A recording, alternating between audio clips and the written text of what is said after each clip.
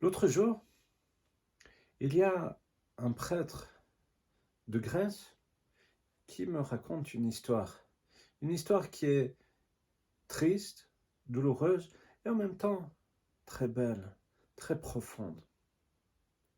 Et je voulais partager avec vous cette petite histoire. C'est un jour, des gens vont voir ce prêtre et lui disent: mon père, on est un peu inquiet pour notre maman, pour notre yaya, notre grand-mère en Grèce. Euh, Parce qu'on a découvert que quand elle veut boire son café, elle prépare son café et elle fait plusieurs cafés qu'elle met sur la table, dans différentes tasses. Est-ce que vous pouvez aller la visiter? On ne sait pas très bien pourquoi est-ce qu'elle fait ça, est-ce qu'elle va bien ou pas. Est-ce que vous pouvez aller la voir? Alors le prêtre, bien sûr, va visiter cette yaya et c'est la grand-mère elle-même qui lui dit: mon père, vous savez, je suis triste. Je suis triste parce que j'ai aucune visite.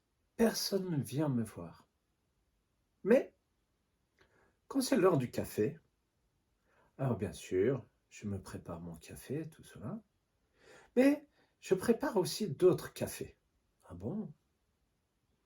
Oui, parce que en fait, je prépare un café pour Saint Jean Chrysostome.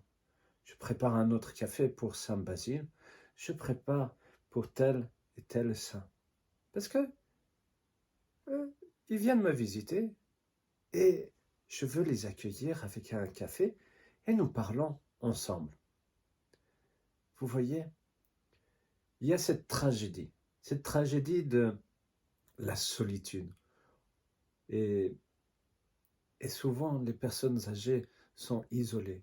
Et nous avons à prendre conscience de cela, que nous sommes une communauté. Et justement, le discours catéchétique en introduction du grand et saint carême de cette année, notre patriarche a montré l'importance de vivre le carême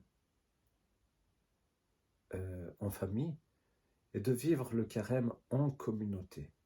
Et que nous avons à prendre conscience que nous faisons partie d'un seul et même corps et que nous avons à prendre soin, à se soucier de chaque personne qui nous entoure dans notre communauté, dans notre paroisse, dans notre église. Et en même temps, quelle richesse, quelle profondeur, quel enseignement cette grand-mère a pu transmettre à ce prêtre et que je voulais partager avec vous, c'est que finalement, nous ne sommes jamais seuls. Nous sommes toujours entourés. Nous sommes entourés de Dieu, de la Mère de Dieu, des saints, de tous les saints, des anges. Et que nous avons à avoir cette communion avec eux, que nous avons à vivre avec eux. Que ce n'est pas juste quelque chose d'abstrait, mais qui sont vraiment avec nous tous les jours de notre vie. Et que nous avons à partager nos tristesses, à partager nos joies au sein, à la Mère de Dieu, à Dieu lui-même. Et que nous sommes entourés et que nous ne sommes pas seuls.